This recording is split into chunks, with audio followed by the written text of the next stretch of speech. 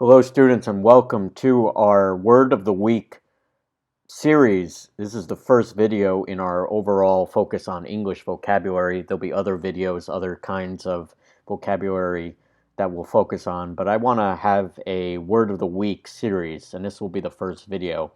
I'll release a word most weeks in terms of releasing a video that I focus on a particular English language word that I believe would be helpful for students at home to know about and how to use in a sentence.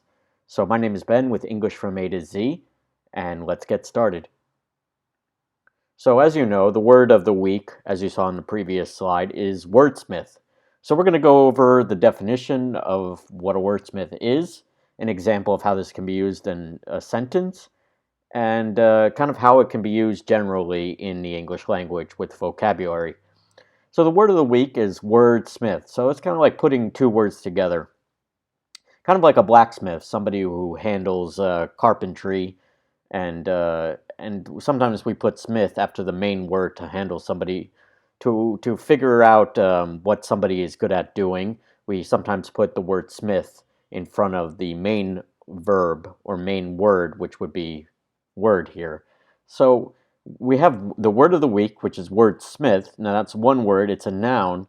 And a wordsmith, the definition, I've defined it myself. There are other definitions out there, but my definition is to be skilled in using different kinds of vocabulary words in a kind of in a seamless manner or very easily. It's often done at an advanced level. So someone who is a wordsmith, who embodies that, does it at an advanced level or an intermediate level. They don't struggle with the vocabulary, and they're pretty comfortable with rhyming words together or using alliteration, starting with the same letter with back-to-back words and having it make sense.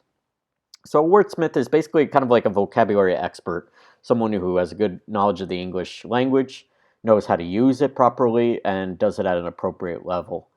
So I have an example here of someone who I consider would be a wordsmith, and that is Walt Clyde Frazier. And the sentence goes, Walt Clyde Frazier was not just a great basketball player with the New York Knicks, but is also an excellent wordsmith when commentating on the sport, with his command of a wide variety of the English vocabulary.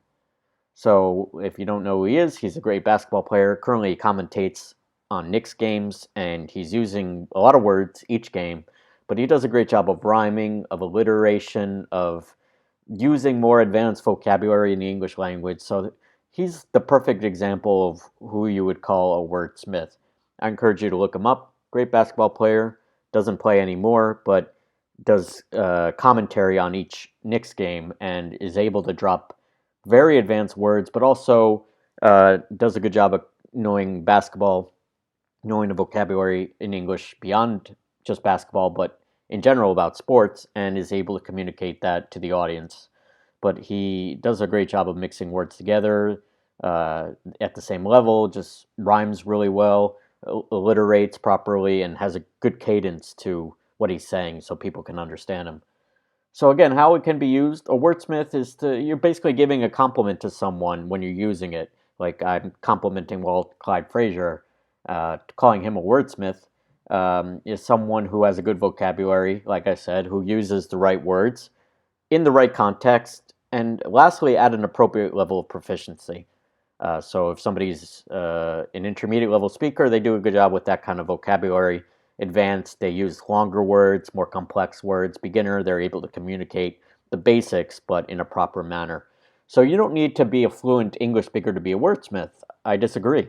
I think you could be a wordsmith if you have the basics down in vocabulary, or you know in the intermediate kind of words that would be for someone who's learned a little bit and has a decent grasp on the English vocabulary.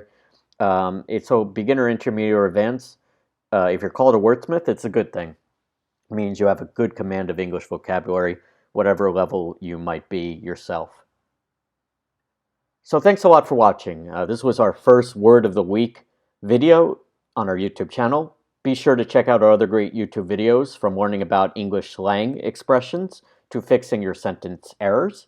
Don't forget to hit the subscribe button here where my mouse is, or below this video to follow us here on YouTube. If you have any questions or would like to follow our newsletter, please go to www.englishfromatozcom/newsletter. And I'll see you again soon for another Word of the Week video. Thanks for watching us here at English from A to Z. Bye-bye.